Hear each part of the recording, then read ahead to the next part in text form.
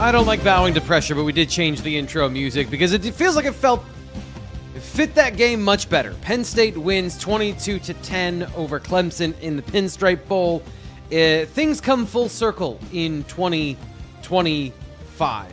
Penn State moves on to the Matt Campbell era. Before it does, Andy Kotelnicki gets to have his tight end, left tackle eligible touchdown pass.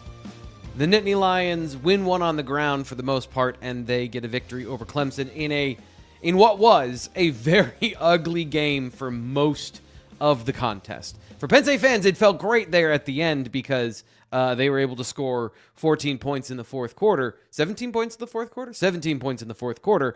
But oof, if you were a Clemson fan, that was not a fun game. Sloppy. The weather obviously affected the passing game for both teams, especially in the first half. Now, Penn State was able to find a rhythm late in the game. The huge strike to Trevor Pena. We can get into all of those things here on the Labatt Postgame Show. I'm Thomas Frankar, film analyst and regular guy here on the YouTube channel, hosting your show.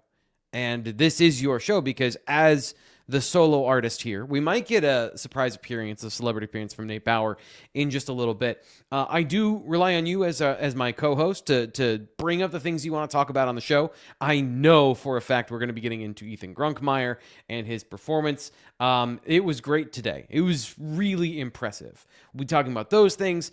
But the place I want to start is with Terry Smith.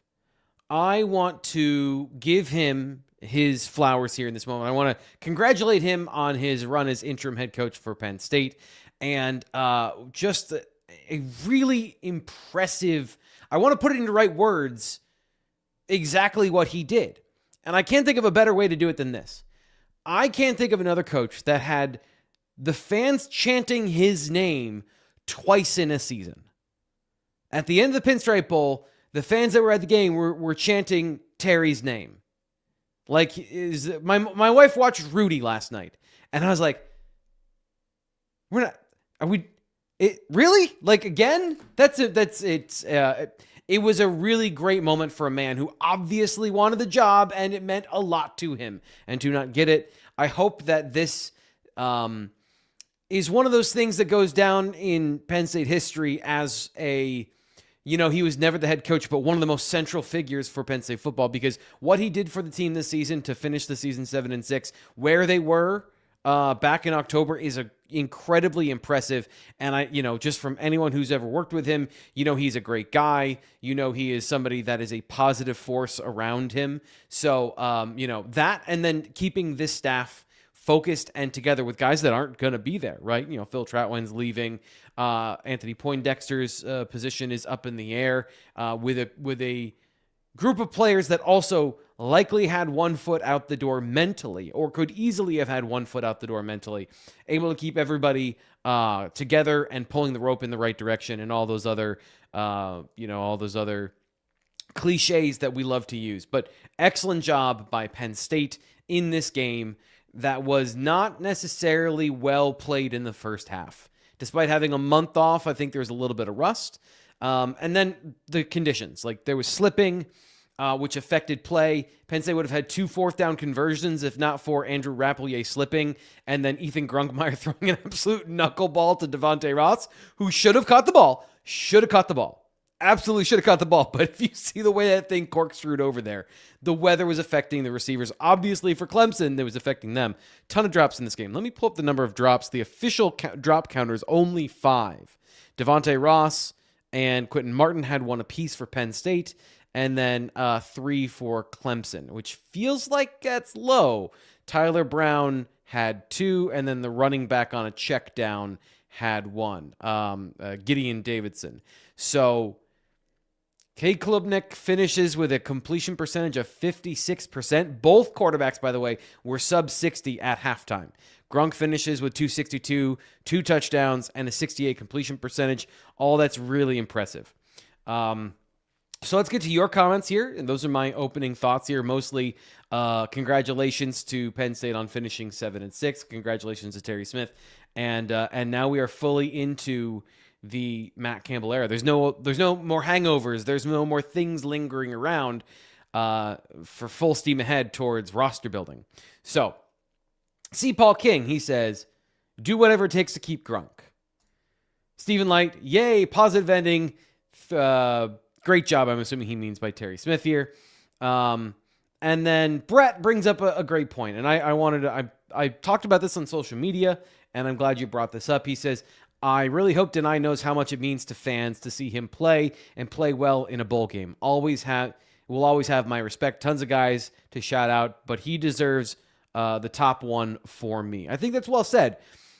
Not a lot of guys who have their draft position pretty much secured, and I don't think it's like first round draft pick or anything, but I think Nittany Dennis Sutton is a clearly defined individual when it comes to his football abilities, and playing in this game didn't necessarily serve anything other than Brett, the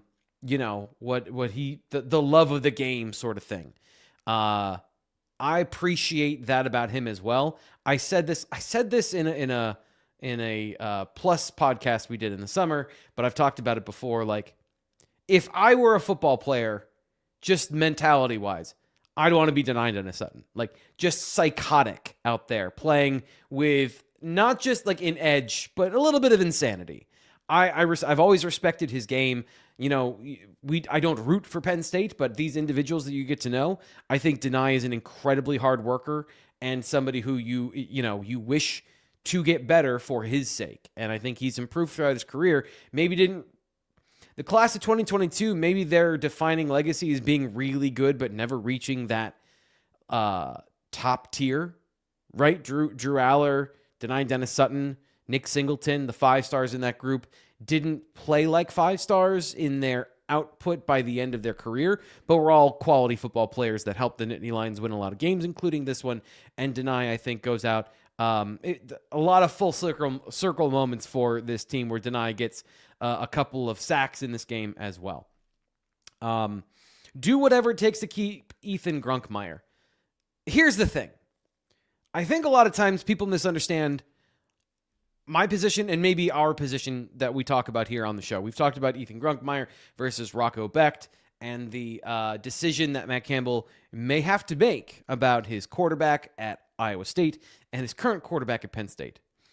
Nobody here is saying that's what they should do.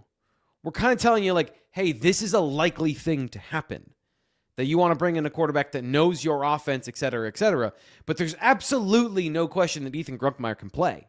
Nobody's saying that Ethan Grunkmeyer can't play. We all think he's very good. I have been telling you about Ethan Grunkmeyer and his talents for several years now here on the YouTube channel. I'm very high on his potential. But if you're talking about 2026 and there's a decidedly different decision-making process for winning all of those games that year in what would be a first year in an offense for Ethan Grunkmeyer versus a fourth year in the offense, a fifth year in the offense for Rocco Becht. I don't really want to get into that today, but it's hard not to in this conversation because that's going to be the deciding factor here. Grunk is really good. Some of the things I wanted to give him a shout out for today, his confidence. I think we see a little bit more swagger from him, a little bit more, it's a little more natural for him to be that kind of leader for Penn State, even if he has a similar kind of personality to Drew Aller in terms of not being I don't think being an overly talkative guy. Grunk is he seems like a pretty chill individual, but on the football field, I think there's a difference in the personality, the confidence, and I thought he was great in the pocket today. All that stuff finally showed up. We talked about this on the Tailgate Show. If you're showing him things he's never seen before, he's going to probably have a freshman level reaction to them. But he's done a lot of growing apparently in the last month. And his poise under pressure, there was a lot of pressure in the pocket today. He maneuvered and navigated it really well, kept his eyes down the field, and made plays. Didn't hit every pass perfectly, didn't throw every pass on target, but would have put them in position to score a touchdown before halftime, if not for a couple of drops and a couple of bad throws. I thought he was great in this game. Pocket presence, delivery. And again, we're going to have to clarify some things here. There is this conversation because what we love to do is we love to paint in these wide, broad strokes. We want to cover the wall in paint. We don't want to paint in the details. I get it. Like, I hate painting. There is this conversation that Ethan Grugmeyer hasn't thrown a hard pass because it's all play action, it's all designed, and there is a truth to that. But it is still hard to throw the ball 15 yards down the field accurately on a player on a deep dig or in a corner route or in between safeties, things like that. He has not thrown only layups this entire time. There has been a lot of designed football for him, but it has not been all of that. And it's hard to play football. The quarterback position is hard to begin with. Like, it's just a hard position. So the throws he made today were not easy throws. They were not all layups. And so a lot of the throws that he made in this offense, some of them look like the vertical leads he's going to need to make if he were to stick around and be in Matt Campbell's offense under Taylor Mauser. There's a little bit of both in all these situations. Rocco Becht has thrown more vertically aligned passes, but he's also thrown a lot of hitches. He's also thrown a lot of screens. All college offenses, if you're not going like a full pro style, which is a meaningless term anymore, but if you're going to, let me rephrase. If you're going to eliminate read option from your playbook and you are going to play football without a quarterback run element, that is really the big difference between offenses in the NFL and in college. A lot of offenses in the NFL don't have a quarterback run element. Some do. If you're going to play without that element, then you can be different than the other college offenses. But most college offenses run the same stuff. You saw Clemson's offense today. Cade Klubnik running an offense that feels eerily, stupidly familiar to Andy Kotelnicki's, except it's less interesting. It doesn't have the razzle-dazzle. It doesn't have the window dressing.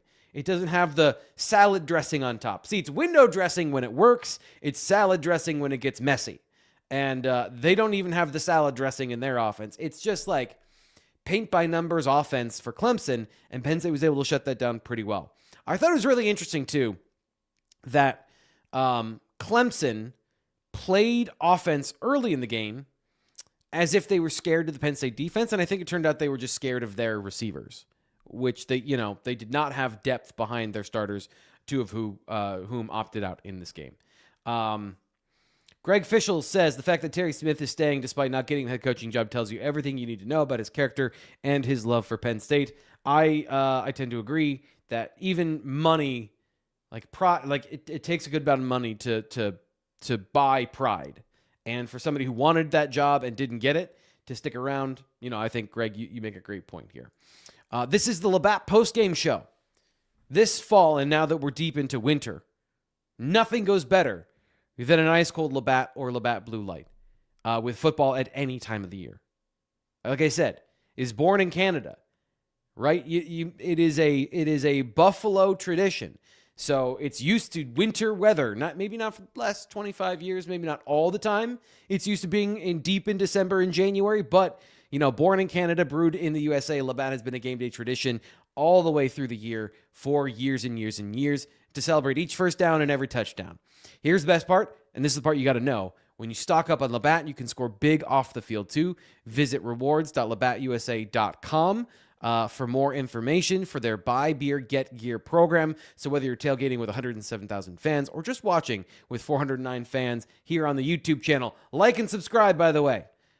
Crack open a Labatt Blue or a Labatt Blue Light and make every Saturday a win. Please drink responsibly. Labatt USA, Buffalo, New York. Want to give a shout out to Kevin, who is our sponsor rep here for us. He's an awesome guy. He's also a Penn State fan. He's a fan of the show. So, Kevin, appreciate you being a part of the family here. Thank you to Labatt for being a part of the postgame. There's a couple of really good fits when it comes to sponsorships here on the Blue White Illustrated YouTube channel. Labatt being the title sponsor of the postgame show absolutely has been an awesome fit. And let's get into, speaking of that, our defensive player of the game.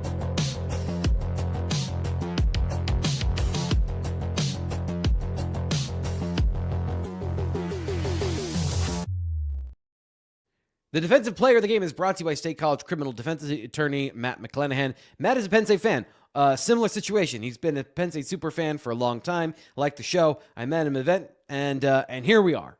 He has been pretty good when it comes to putting in his predictions. He was saying, I think he gave Clemson 14 points in this game. They get 10 at the end. I'll take that. And he said, I'd bet the under on Clemson. I think it was 24. He bet their under. Nailed it. He nailed it once again. And by the way, if you ever need his assistance, hopefully you never do. But if you do, it's good to know a name, somebody that you can trust, and somebody who has a similar, you can communicate with, right? As a Penn State, you have that in common. He's very accessible, excellent at his job. You can reach him nights and weekends. Now that it's not Penn State football season, I think his weekends are a little bit more open. MattMlaw.com. MattMlaw.com. I'm going to give the Career Achievement Defensive Player of the Game award to Denai Dennis Sutton. 2 sacks in this game. Let me pull up his final stats. 4 tackles, 2 sacks, 2 tackles for loss. An excellent game.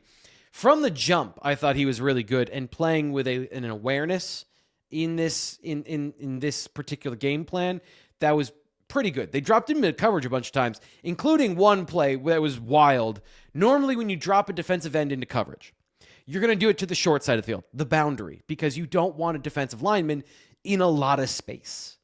Makes sense, right? You're not going to put Denai Dennis Sutton to cover from the numbers to the sideline, right? Or maybe from the hash to the sideline. Well, they did that in this game. Now, they got away with it this time. It wasn't like a previous game where they did that and then he had to cover running back 20 yards across the field.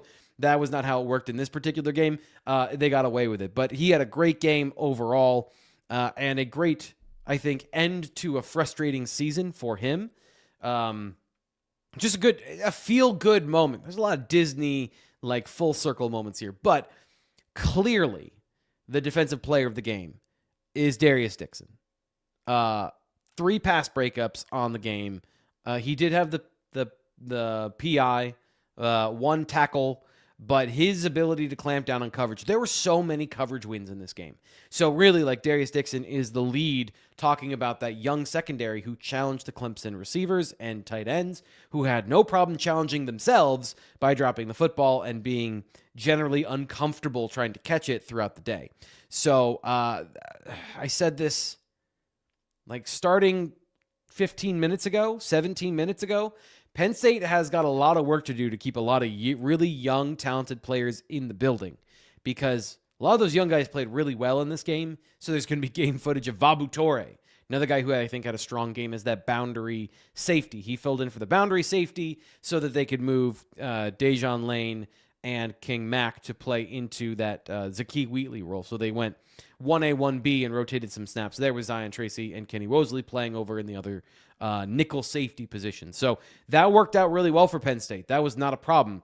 Dixon filled in as a starting corner. Jameer Joseph played pretty well.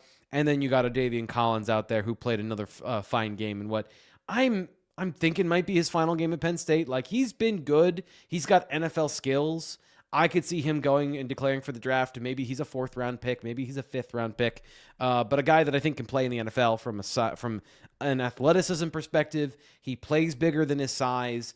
And, I think the ball production is the one area where you'd be concerned. But maybe he were to come back for another year and it would be better. Maybe it wouldn't. More of a zone system coming into Penn State from Matt Campbell. Again, that is what we saw at Iowa State. Could be very different. Don't know who the defensive coordinator is, but that secondary was good in this game. They drove a lot of those pressures on Cade Klubnik. And how many did they get? That is an interesting question I should have had ready to go. 4 sacks and 4 QB hits. So a couple of QB hits from DeLuca and Wiley and Ivan Kemaju. I thought it was a good game. They dialed up the pressure in the middle of the game.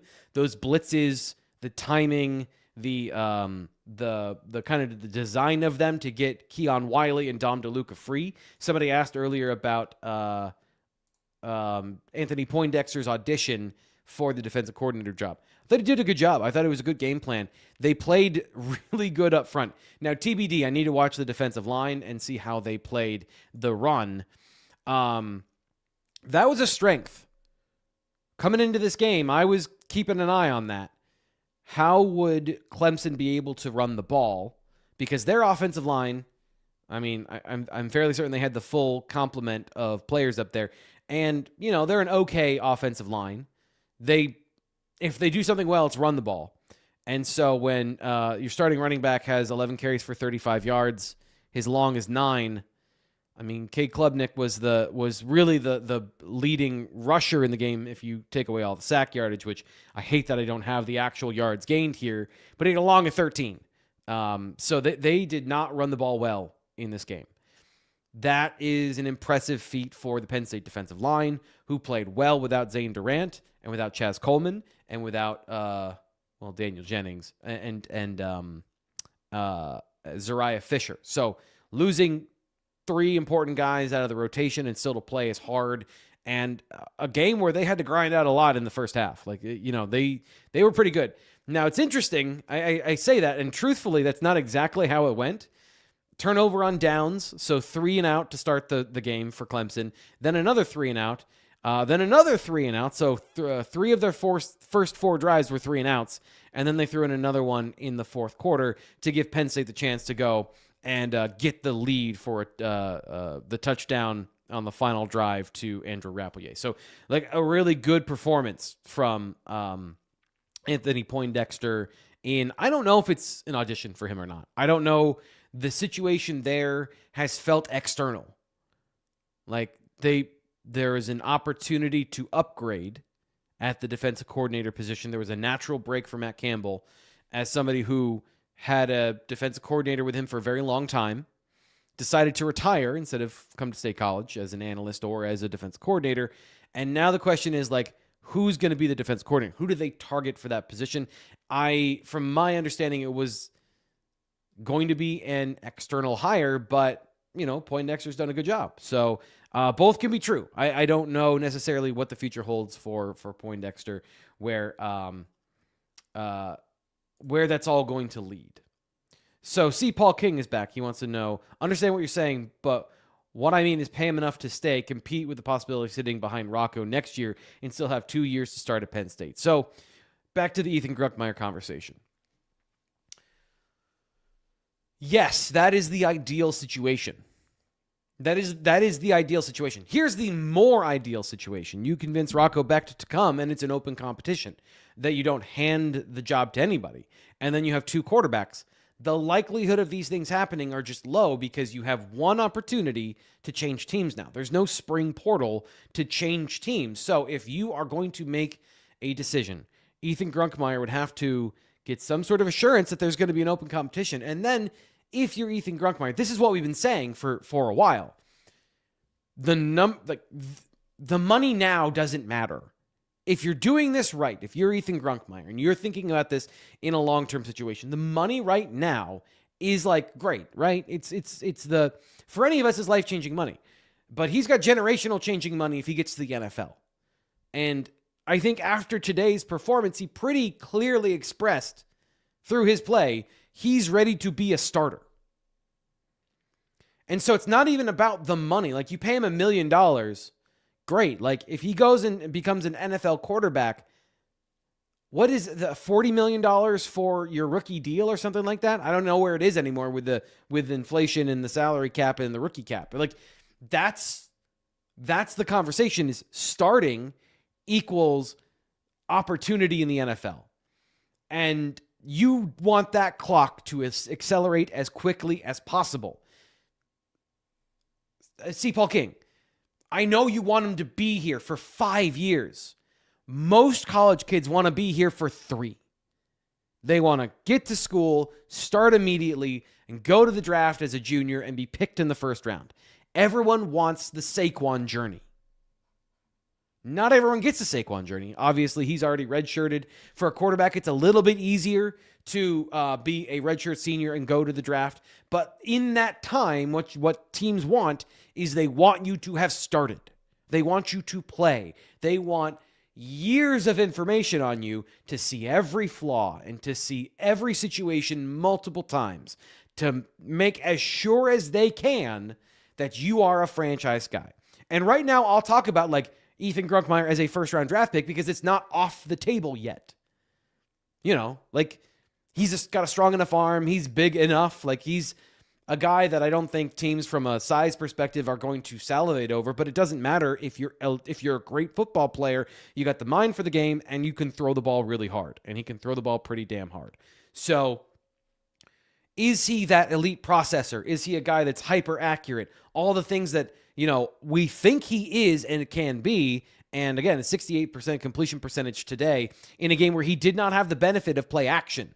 He did not have the benefit today of having big open windows from play action. He had to earn all of that today.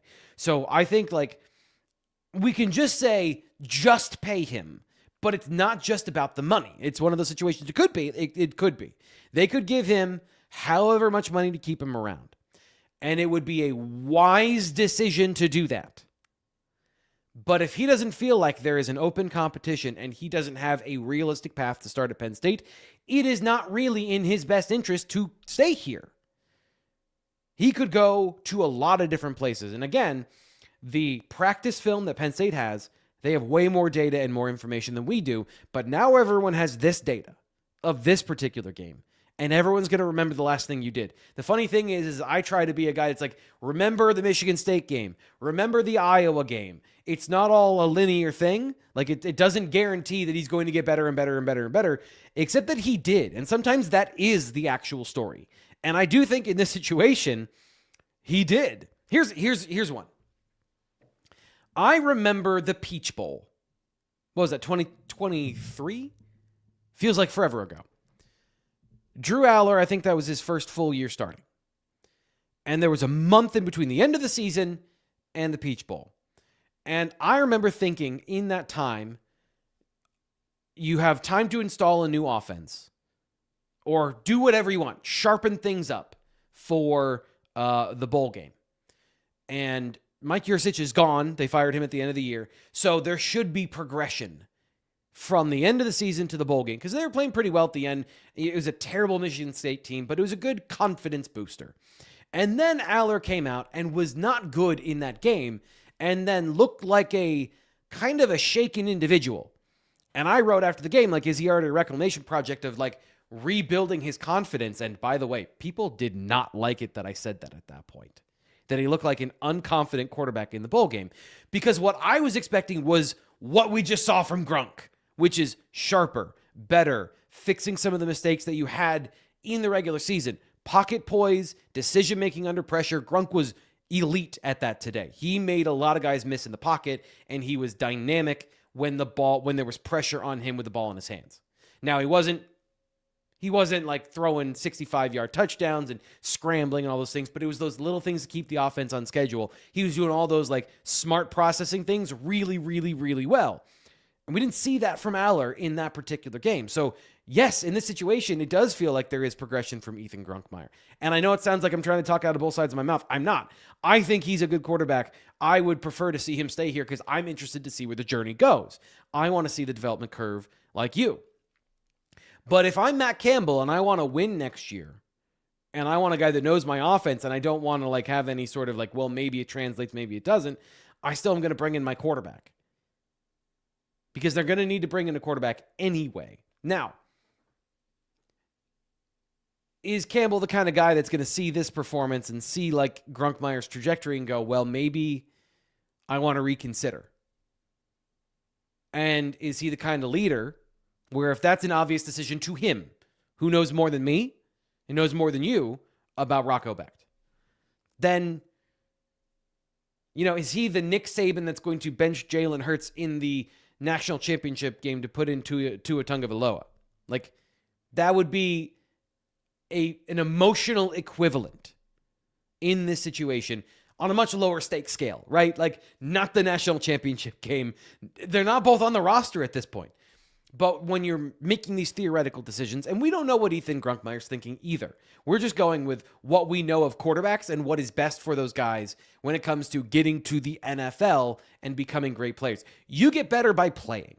And that's really, I think, one of the biggest things that that we need to understand about this. And you can only play one quarterback. Kint409 says, loyalty has hurt the program in the past. I hope Campbell is different. We need the best QB on the field. Thanks for the great season. Yeah, you said it much better than I did just there, Kint. Wrapping that up. I wish I would have seen that. That's a way better, shorter way of saying what I was saying there. Let me see. Let's get back to today's game. Talk a little bit about what happened in this game. I was interested in the third quarter because what has happened with Penn State, and this seems to be a process in all of their games this year, is the third quarter vanishes. I was looking up like, wait, what? The fourth quarter's here already? They had a 5-minute drive.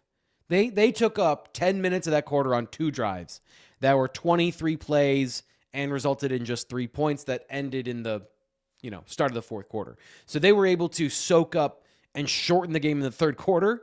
It was like Andy Kolnicki said to the ESPN crew, apparently, that he felt like he didn't set up the receivers enough to get them their touches and wanted to do that in this game. And it kind of showed in the first half where 2-minute drive, 2-minute drive, 2-minute drive, 2-minute drive, and then the 2-minute drive that was 50 seconds, they didn't really have any consistency in the first half. In the second half, they start running the ball more. They start getting back to that, and they have 3 drives of 10-plus plays. I'm sorry, that one was before halftime. So they had 2 drives of 10-plus plays and another one of 8 plays. So once they were able to get into their run game and get that more consistent, also thought it was interesting that Quentin Martin played the entire second half. Don't know if Corey Smith got banged up. I thought he was playing decently well. He had some really good runs early where he bounced outside. This is always one of those things that happens where you do something that's like, hey, I broke the rules here technically, and I got away with it, and it was a good play. So there was an inside zone run early in the game where it's like an in between the tackles, like an A or a B gap run. And there's nothing there. So he bounces to the front side all the way outside kind of the structure of the play and gets 6 yards. Great vision, great agility, great burst, right? The things that we know about Corey Smith, where he doesn't hesitate to change the point of attack. Then later in the game, he had a clean running lane on a counter play. If he just follows his blocks and he can get through an arm tackle attempt, probably had a big gain, 6 yards at minimum. But he decided he wanted to cut back, and he cut back into a linebacker, and that would have worked had he broken the tackle, but he didn't break the tackle. And then the next run, he tries to bounce outside of outside zone. Now, on that play, there really was not anything there for him at the point of attack, meaning where he's intending to go first. There's not anything. So bouncing to the front side, not the worst idea in the world, but he lost yardage. And then really we didn't see him after that. I don't know if he got banged up or if that was part of it. Those are kind of the things that I'm curious about in this situation. I thought he was fine, and then we didn't see him in the second half. But Quentin Martin, I thought, played well. 21 of his yards. Here's my problem. I don't want to be here ragging on Quentin Martin's performance today because I thought he was good. However, 21 of his 101 yards came on a 3rd and 25. I don't want to say give up run, but Clemson was like, have 10 yards, have 15 yards, have 20. We don't care. It's 3rd and 25. So like he had 19 for 80 yards outside of that one particular run, which was designed to be given in a certain way. Now he got it way closer than Clemson was like comfortable with. So again, credit to him, but he had a good day. I wouldn't say that he was light years better. He had more opportunity where he had 20 carries to Corey Smith's 9.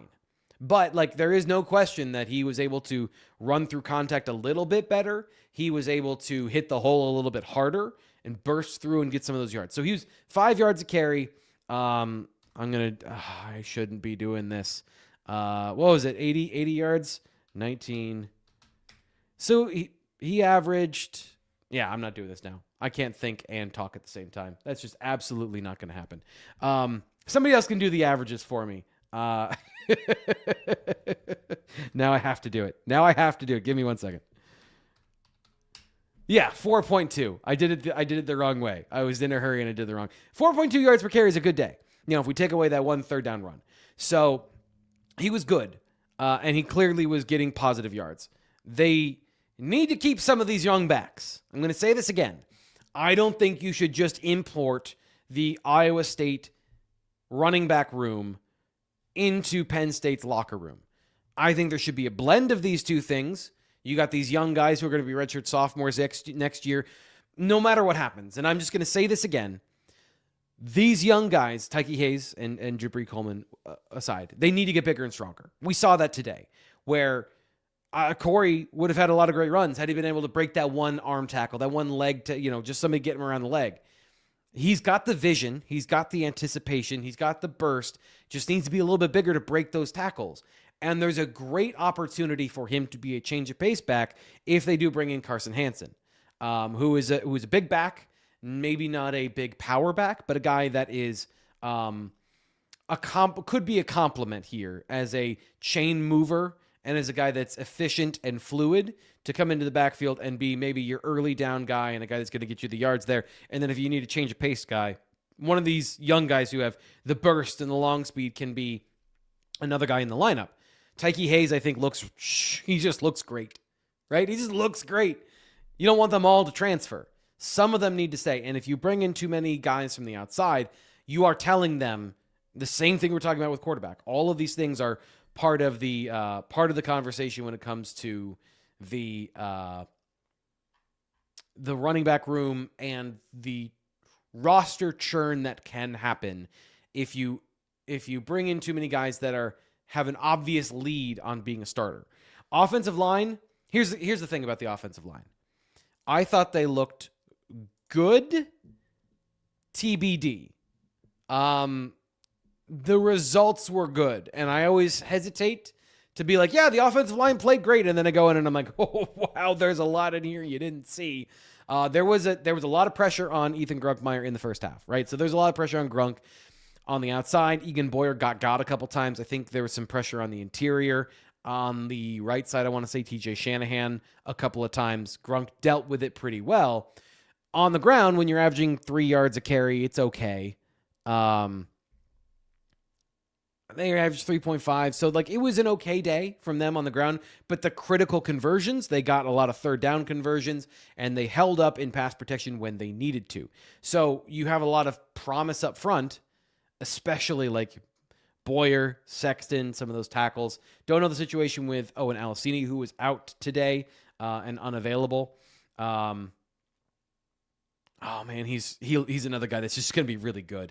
I keep thinking about in 3 years, we're going to see a lot of guys that's oh, hey, remember he was a Penn State commit at one point? If Tony Rojas were to leave, Chaz Coleman's the obvious one. I think Owen Alicini.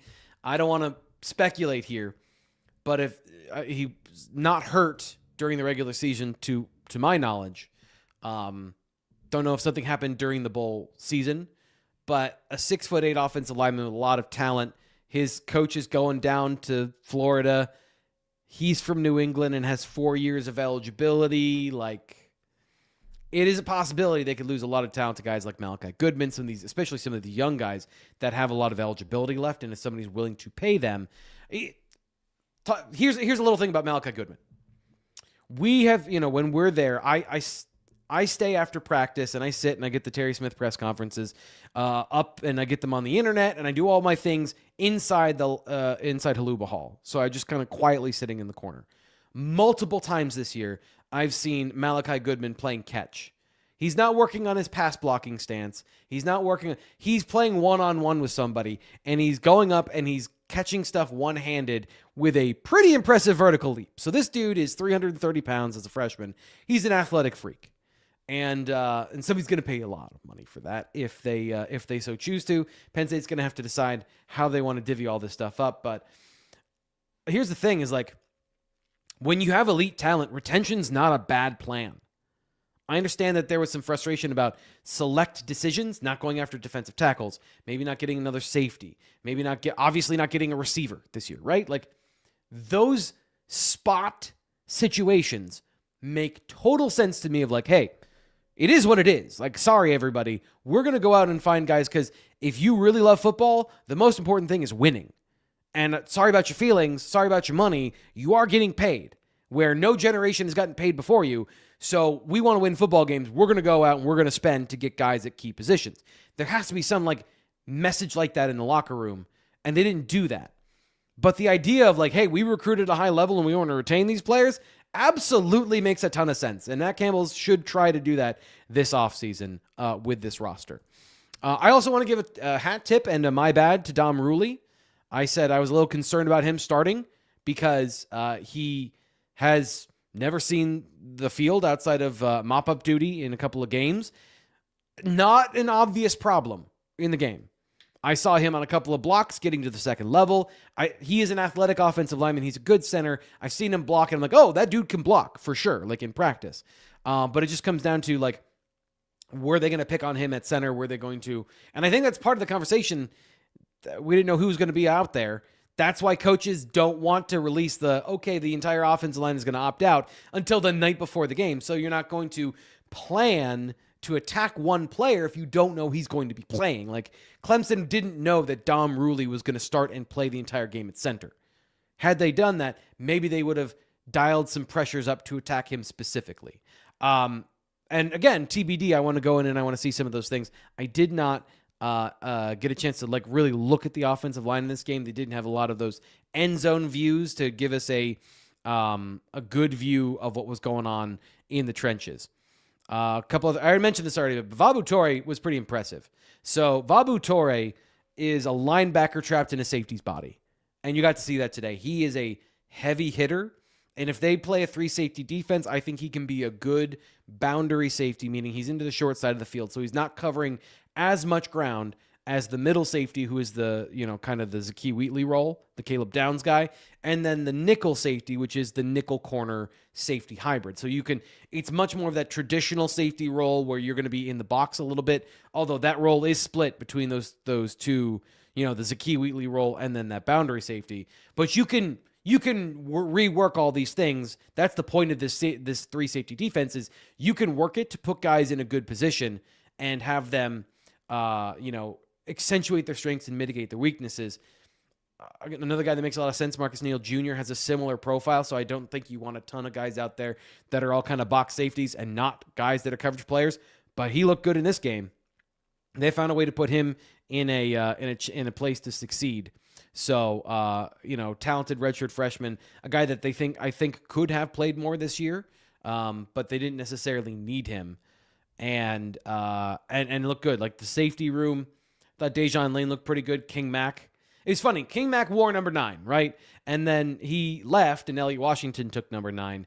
And then Elliot Washington left, and King Mack took it right back. And I looked at him for a second. I was like, that's King Mack, right? My brain just switched it in my head, and I totally forgot that Elliot Washington had been wearing 9 this year. Like, it just erased it from my mind, luckily.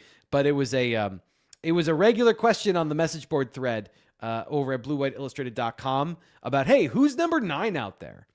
So yeah, that was King Mack, by the way, and had a pretty good game, I would say, on the field. If you want to join us over there, because there's going to be a lot of stuff going on.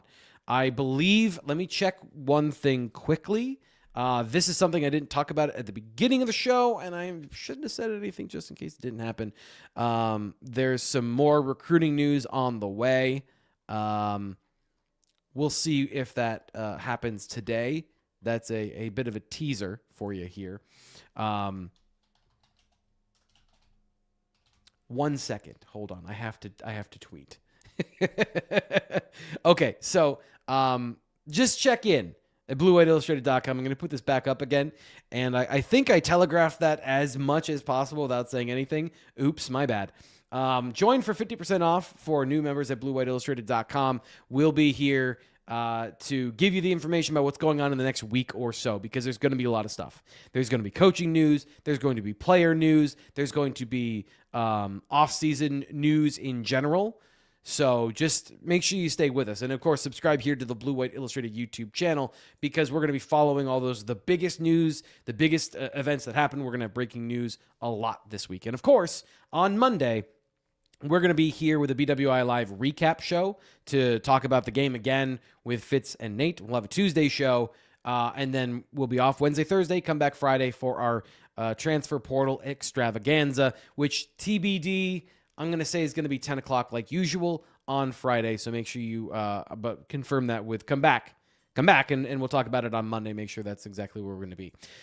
Couple guys that ended the game, ended the season with high note. Luke Reynolds, that catch and run was pivotal in the game. I thought he looked like he was playing better Still struggles in the run game as a blocker. That's something where whatever happens with him, there's gonna have to be a get a little bit better in that area. Lol Ryson. I'm gonna call you Lil Rayson. Says T Frank, I'm trying to get excited, but I'm worried that all of our recruits are 3 stars from Big 12 country who aren't going to be ready for the Big 10. Okay, so this is something that I think is a fair question. I don't think this is long term. Long term, from what I've seen of the players they've recruited, I don't think you should worry that they like 3-star players. So, like, they're not going to go out of their way to stiff arm better talent so they can get glue guys. You know what I mean? This is a very unique situation where the cupboard was empty when they came here. There was 2 commits. Their athletes are pretty good. So, again, watch the videos we have here, Lil Ryson, to get a better sense of Bryson Williams, Tyrell Chapman. I think those guys are pretty good football players, honestly. Like, they fit. They make sense to me of, like, that looks like a Big Ten Penn State prospect. I think Bryson Williams, they may have fell backwards into Matt Campbell. They may have stumbled through Darryl Carey and Joey O'Brien to get a guy that might be the best player of the 3 of the actual football player, how you play on the field. He's just 20 pounds too light. So Bryson Williams, like, I think is a good football player. And then when it comes to the athletes at tackle, the last 2 that we looked at. Now, I haven't really gotten a chance to get into the linebacker, Kaysen, whatever his name is. I haven't got a chance to get into the linebacker just yet. Like, I can't even remember his name. The 2 offensive linemen. Mason Bandhauer is a good athlete. I called him a 3-star Javen Williams in that he is athletic, he's explosive. Maybe the underlying strength is not there yet, but when it is, he can be a very well-balanced guy that could play 5 positions on the offensive line, which is really what Javen Williams has become, a guy that had a swing tackle, swing interior lineman versatility. Obviously, he hasn't worked out as the 5-star, and we'll find out what happens with his future here, but as a guy that you shouldn't give up on. You know, I think he's shown enough development and promise. He's gotten stronger, and he has, there were a lot of guys in front of him. Now, part of the problem is a couple of guys that were in front of him got here after him. But, like, there is that with Mason Bandhauer. I am a little concerned about Pete Iglesias. I'll be very blunt and truthful here. He feels like that guy you might be worried about. But now I'm talking about one guy out of the 5 or 6 they brought from Iowa State. That's one guy who is a 6'7" tackle that, if he works on some things, I think is still a high floor potential guard at this level. But there's just a little bit less of how he could. I just see less ability for him to translate at tackle specifically. And then it becomes a little bit of instead of being able to play 5 positions, maybe he can play 1, which is I think he's a right guard. Speaking of a guy who does a lot of, actually, no, I would not say he is our specialist. He is the guy that we bring in to do a couple of things really, really well. That is Nate Bauer of BlueWhiteIllustrated.com. Here after Terry Smith's press conference, is that up on the show? Are we all good to go with that, buddy? When you say, "Are we good to go?" I don't know what you mean. Is he done talking? Is he done talking? Yeah, he's done talking. The answer is usually no, though, when it comes to me. We are not good to go. But okay, thanks for having me. We have Terry Smith's press conference. It'll be up in just one moment. I know Ryan works on those after the game, so that is going to be coming to you momentarily. It always works out perfectly. It's like right at the end of the show, so you can just pop over there from this video and then watch what Terry Smith and a couple of different players had to say post-game. I've gone through a lot of my notes here, and we've talked a lot of big picture. We talked a lot of narrow focus on this particular game. So, Nate, I want to get your thoughts. What did you think of the Pinstripe Bowl? Penn State winning 22-10. I spent most of it relitigating Kobe Howard's usage this season. So that went well.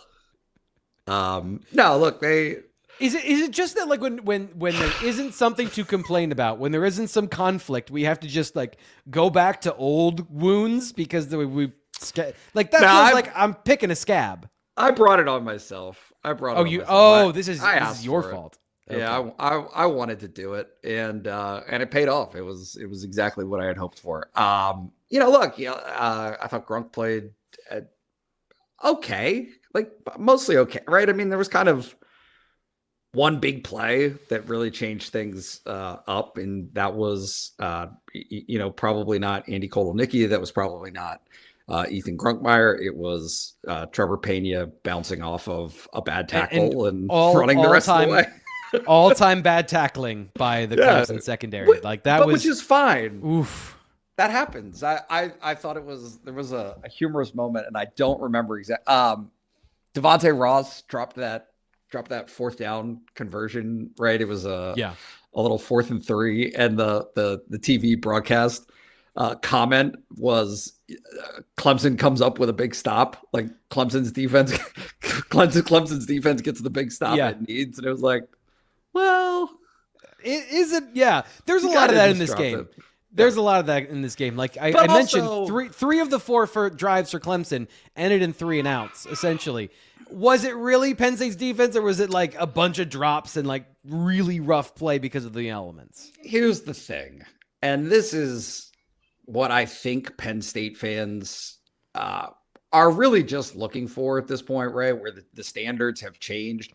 Just something to feel good about. And I think that this game gave Penn State fans something to feel good about. Penn State, the program, something to feel good about going into what's next, right? And it's not to say that there are like the comments in the message board that is, and again, it's not, I feel like I'm picking on the message board, but like player X made himself some money today. It was like the repeated mantra was like, this guy made some money today.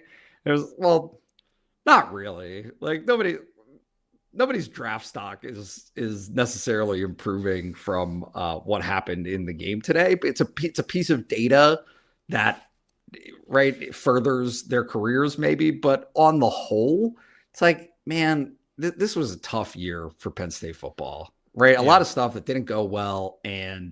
But they played hard, right, through the end and got over the finish line. And the fact that they did it today, like, right, how's the sausage made?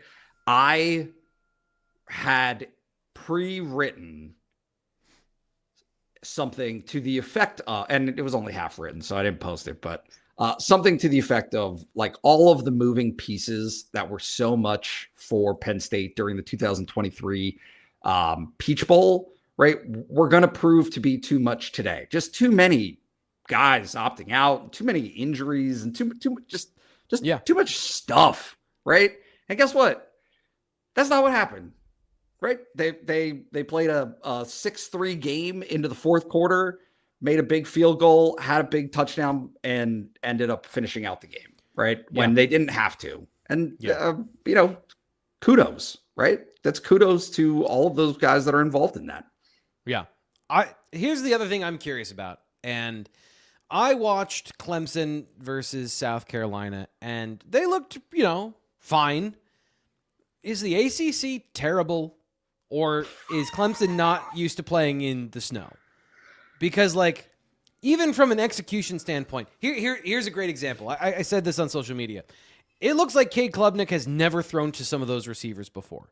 He's trying to throw a back shoulder. Either that or he's terrible. Like, I did not see that from him on film, watching him and, like, looking at the data of him being wildly inaccurate, where he would throw the ball a yard behind a receiver on what was clearly a back shoulder attempt, except the receiver had no idea it was a back shoulder attempt. He was just running down the field. How is that? Like, that felt like a very disjointed team. And Penn State, as you mentioned, clear, focused, had some sloppy play in the first half, but it didn't feel like they were kind of sleepwalking through the game like we've seen. And we have seen that from them in the past. And I just this is not the same Clemson team that was on the film I was watching from a month ago, where, they finished with most of these guys and they looked okay. Like, they looked like a competent football team. Yeah, I didn't do the film study that you did of Clemson. I do think there's probably some, like, there's just a lot of stuff that goes into the Pinstripe Bowl. And right, like, just these postseason games where, you've got people moving on. Nittany said it afterwards. You've got people, or I guess maybe it was Terry, saying that you just have a lot of people ready to embrace what's next. They're chasing their next journey, whereas Nittany finished the journey that he was on. Right, that he did the thing that he was part of currently.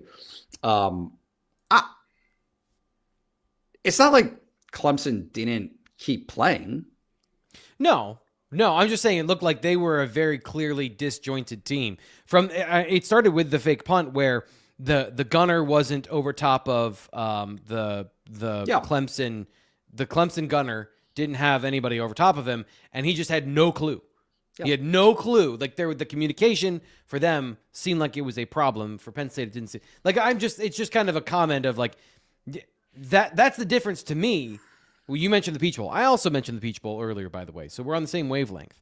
Ole Miss didn't look like a disjointed, confused team in that game. They looked like they were ready to play. Clemson didn't really seem like they were cohesive in this game. And that's why I was joking of like, is the ACC just terrible? And I was just not accounting for like the Big 12 factor of them coming from a conference that isn't necessarily the Big 10. Is the Big 10 that good that this 6-6 team for Penn State, which finished in the middle of the pack, was 22-10 and suffocatingly good comparatively, is how it felt for a good bit of the game. Yeah, I think the ACC isn't very good. I think that's demonstrable. We'll see what happens with Miami, but certainly when it comes to the conference, it's pretty evident that the SEC and Big Ten are in a different place from those conferences. But I don't like painting with a wide brush. I just kind of see this as what it was, which was 60 minutes of competitive football, and in a lot of ways, not that it gets rid of the big picture stuff, right? Because there were a lot of players that I saw in terms of how they were reflected in fan sentiment that everyone wants to keep now, right? Like, man, Penn State can't lose this guy. Penn State can't lose this guy. And I'm not sure Penn State feels that way about all of it. Yeah, I think they should. I think they maybe can't lose. Here's the thing.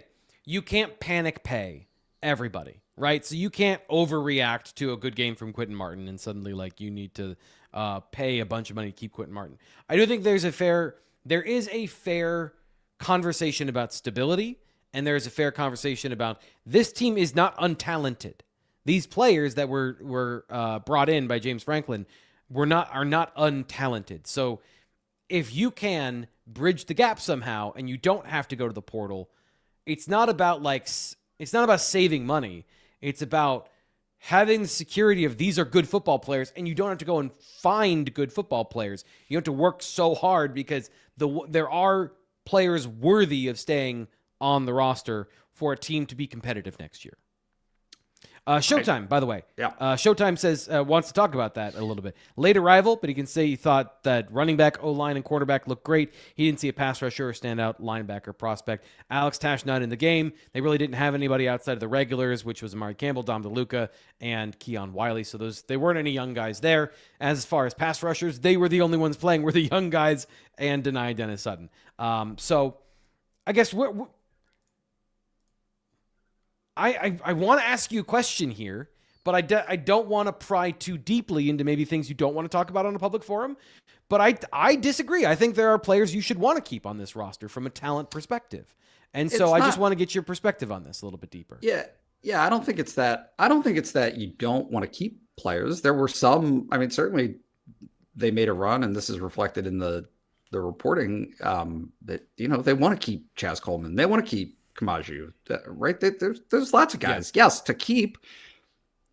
To me, the most obvious one that is super interesting is where you put Grunk in terms of your priorities. That was a good 20 minutes on the show, and I want to get your thoughts on that. I was hoping you'd lead me here.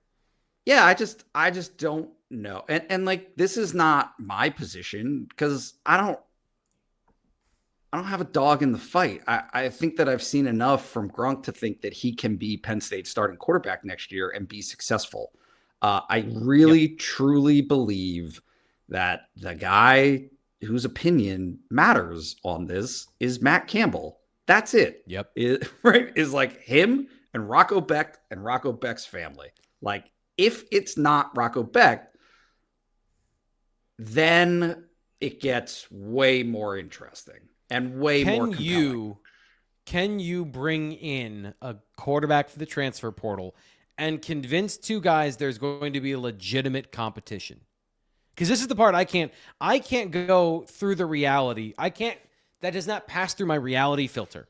That one of those two guys isn't going to say, yeah, I don't believe that, and then is going to go somewhere else. Because if you're Ethan Grunkmeyer, this guy knows the offense like the back of his hand. How am I supposed to have an open competition with a guy who has got that's like running a mile and the other guy has a full lap head start? And then if you're Rocco Becht and you're coming in and you're like, you mean I have to compete with somebody? Have I not proved enough to you already that I'm the guy? Like, it feels like somebody said, and we had 10 minutes on it, of just pay Gronk. And like, I don't think the money is the point here. Like, I don't think you can just throw cash at this situation and fix it. I could be wrong. Everyone's got a price, but it feels like there's more to it than that. Do you think that's an avenue? I think that, again, it's just how you manage. It is how you manage your money, right? Look, there was a lot of money invested in the tight ends room and the running backs room this year. Okay. Yep. This is not an indictment certainly on Katron, nor is it on Nick to say, was that money from a big picture perspective well spent when you just saw what you saw from Quentin Martin? And it's an absolute limited sample size, right? Like all of that stuff is totally viable. At quarterback, do you want to spend one? Rocco Becht's not coming to Penn State if he's not the starter. Like, that's just preposterous, right? Like he's just not. He has to be the starter if Penn State and Matt Campbell pursue him to be that. The same way that Ace Baldwin didn't come from, like, I just have these, and I apologize for talking about basketball, but it just happened. So I've seen this movie, not with Penn State football recently, but very recently with Penn State basketball. Ace Baldwin got brought in to be the starting point guard, right? And there's some similarities there with quarterback for Mike Rhodes. Rocco Becht, if he comes to Penn State, if Penn State pursues him, I think it's a pretty safe bet that Penn State's pursuing him. If that happens, if that marriage, right, transcends Iowa State and comes to Penn State, he'll be the starting quarterback at Penn State. The question is, if that happens, what do you do with Gronk? And are you of the belief that Gronk's development, what he has shown over the last 7 games, getting better week by week, are you convinced that you are willing to show him this, like, public display of affection and commitment to say, man, we are all in on you to be the starting quarterback at Penn State in 2027, right? Because that's the only way. That's the only way to make that work. I have a couple of thoughts here, and they all are around cap management. There's 2 things here. If I don't have a quarterback, I want as many bites of the apple as possible. So I want to try and get Rocco Becht and Mansk, the other quarterback. I want to get as many quarterbacks in the building as possible so that I have more opportunity to find out who's the guy. If you can, do that. Secondarily, if you can't, the number one cheat code in the NFL is to have a really good quarterback on his rookie deal. And I'm not saying that obviously these things get negotiated. It's not the same way as it is in the NFL. So if you think Grunkemeyer is the starting quarterback next year, he's going to be paid starting quarterback level money. But I'm not thinking he's going to be paid top of the market money. You're probably, if he's overplaying whatever he gets paid, because, I'm just going to throw out a random number that means nothing. Let's say he gets paid $1 million for the starter. Maybe it's 1.5. And other quarterbacks are going for 5 or 6. And he plays as good as those players. Now you have money to go invest in other positions like receiver, offensive line, especially tackle if your depth gets chewed through. And then you talk about the defensive line. I think Kevin Zhu is a good talent. I think Jalen Harvey's a good talent. I want a starting defensive end if I'm the Penn State defense coordinator, whoever that is, because I want some proven production and not just a couple of young guys that I feel good about from a size perspective or from a talent perspective, let alone defensive tackle, which you've got a couple guys there if you can keep them, in Xavier Gilliam. There's more places to spend money if you find good values here and there. That's the thing I think that they have to, that's the winning strategy here. Identify talent, pay it at the rate at which it requires to keep them, and then the value there has to be spent somewhere else.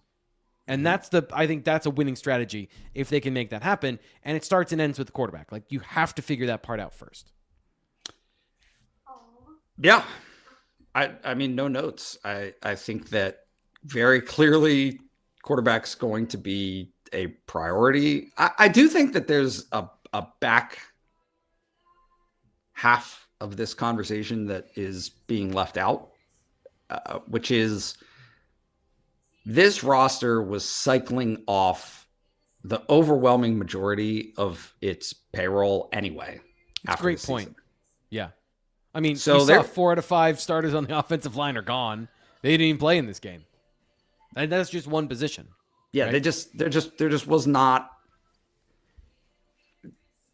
last year's NIL spend. And just the baseline is we're all talking about this with maybe some ideas, but getting a nailed down number on what the actual spend is this year, even from people who were directly involved, is not agreed upon, right? It's in the ballpark, but it's not directly agreed upon.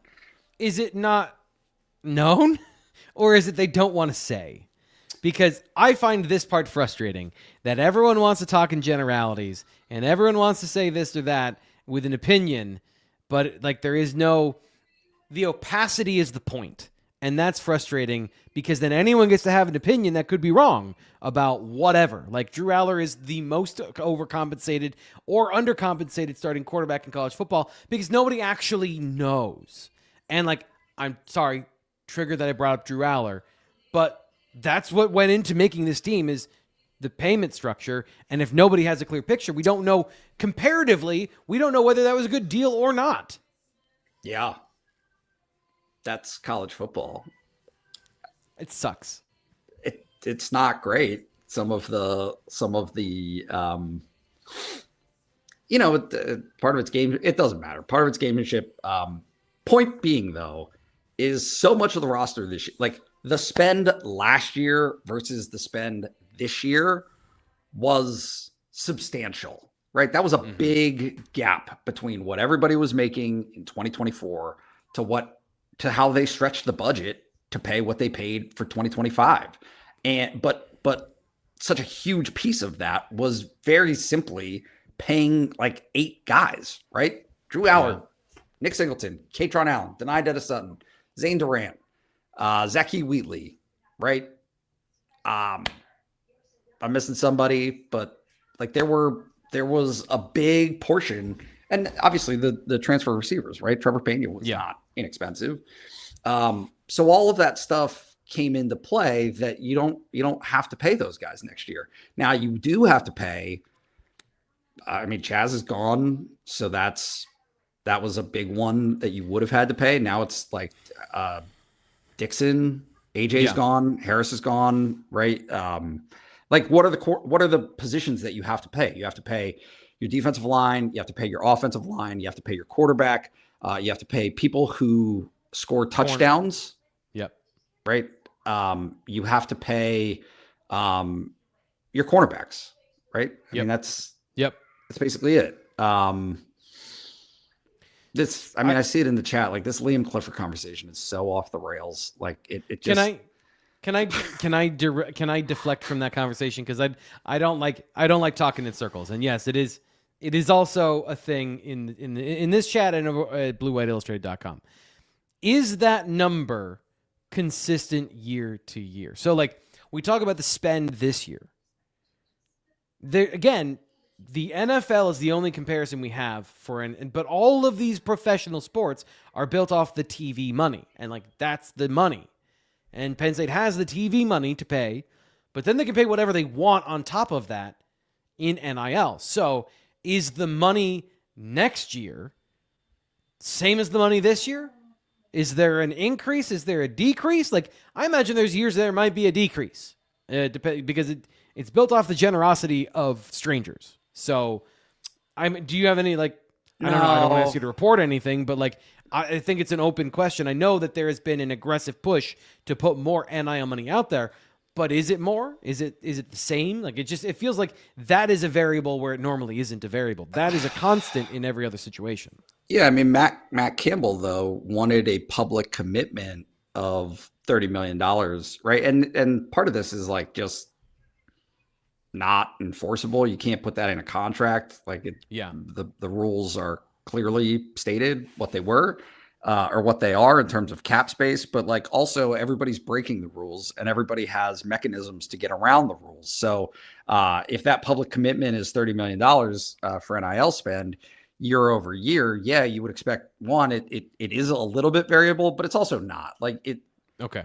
The sport has moved past the fan donor pocket portion of how necessary it is. It's necessary in the sense that, one, some programs just don't make enough to exist without it. Right? They cannot devote, and some places are going to choose, right? Duke is going to choose of that $20.5 million to spend more of it on basketball than football, right? So there are some front-facing realities there, but there's other realities of, like, for the juggernauts, that's the other side where it really matters, is like you can separate yourself. But other than those ends of the spectrum, you got this whole host in the middle that's just figuring out how to move money around through different organization, right? The Adidas deal is like built on, hey, there's flexibility to. So anyway, what were we talking about? Liam Clifford.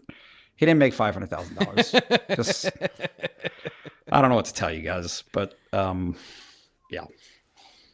Bizzle says we need to have BWI have a billionaire donor beat. Listen, I'm not going to be working on covering people spending money on a program that isn't this one. We're still trying to get our sponsors here on this show. So I will be going to those billionaires and asking them for money for this. I'm not going to just be like, well, here's a billionaire here and there, and like, here's what's going on with Penn State football. I would be like, hey, it's significantly cheaper to get as much reach here on the YouTube channel as it would be to go through other means if you want to talk to Penn State football fans. Any final thoughts here, Nate? Anything about the game? Anything else you want to get to? We've gone a little bit over time because you joined a little bit late. I appreciate you coming in and having a conversation because people love, to talk about money. They love to talk about long term. They love all this stuff. But any final thoughts of the game or anything we've been talking about here? Yeah, I'm sitting in my dining room. I'm super happy that I'm not at Yankee Stadium right now, preparing to drive home from that. So that's my first thought. Also, open air press box. So poor Greg, just oh man, sounds awful. That's a great thing to end this show on, which is Greg Pickle is awesome. He's like great. The number of things that he does, the number of dirty jobs that he picks up for the group is just truly astounding. He's texting me, and like this was not the easiest bowl game. To be upfront, we didn't have any of Terry Smith's press conferences because we weren't allowed to broadcast them on our YouTube channel. They were very persnickety about that. They weren't exactly, from what I understand, accommodating when it comes to a lot of different things this week with the Pinstripe Bowl from a media perspective. And I'm sure like they were great during the game, and I don't want to, speak out of turn fully, but like I was just getting oh wow, okay, so there's a couple things going on, and Greg soldiered through all of that on top of covering wrestling for us. So Greg Pickle, MVP of the postseason here for BWI. He's the best. He's the best, and made it easy. Made a very easy decision when Sean got sick overnight. So between that and the weather, it became a very easy decision to abort our plan to drive up and back in one day.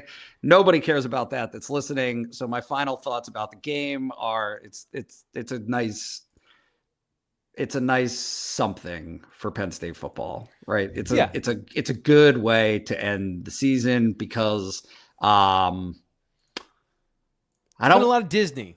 I don't know if I want to say that the flood is coming, but like there's just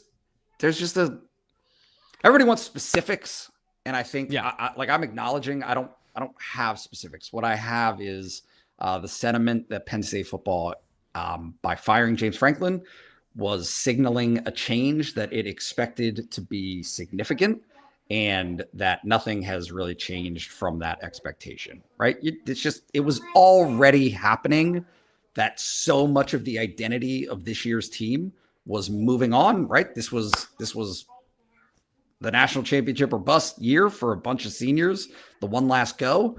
And that didn't work. Didn't work out for Penn State, didn't work out for those seniors, but that's it. Right. It's what's next. And what's next is quite literally beginning to happen in, do the math for me, 5 days. Yeah.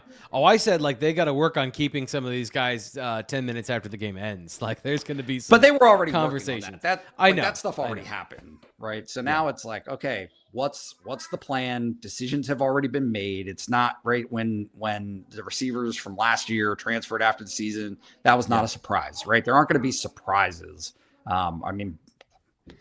I guess my point was there's you may have had agreements. You may have guys that you think are staying, and suddenly they're getting offers, and you got to make sure you put up the fence as best you can. Yep, that is true, and I do think that there is a Deion Barnes parallel here of like, hey, you might think one thing, and until I keep saying the DocuSign is in, it's not really relevant in this case, but right until it's done, it's not done. And yeah, it's about building anew at Penn State football starting right now.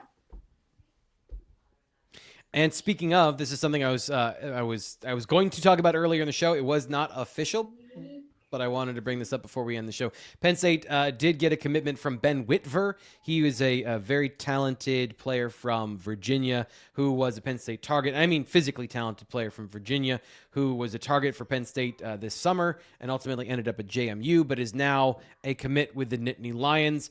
We're going to get to that hopefully tomorrow. I've got to watch a lot of film from tonight and today and also dive into Ben Whitver.